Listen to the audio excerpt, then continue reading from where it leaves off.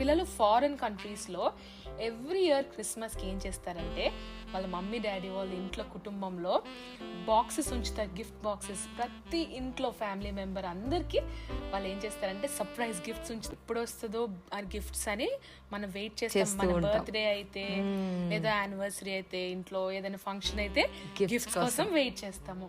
స్కూల్లో కూడా గిఫ్ట్స్ ఇస్తామంటే మొహాలన్నీ వెలిగిపోతాయి కదా. సో ఎప్పుడెప్పుడు ఇస్తారా గిఫ్ట్స్ అని మనం వెయిట్ చేస్తాం. అయితే పిల్లలు అన్నిటికన్నా ఒక బెస్ట్ గిఫ్ట్ మనకి ఇచ్చారంట. ఎవరో తెలుసుకుందామా మరి ఇవాళ? సో మనం చూసినట్లయితే మీకు ఒక వర్స్ మీకు అందరికి తెలుసు. జాన్ చాప్టర్ 3 verse 16 లో ఏముంటదంటే, God so love the world that he gave his only begotten son, that whosoever may believe in him will not perish but will have eternal life అంట పిల్లలు.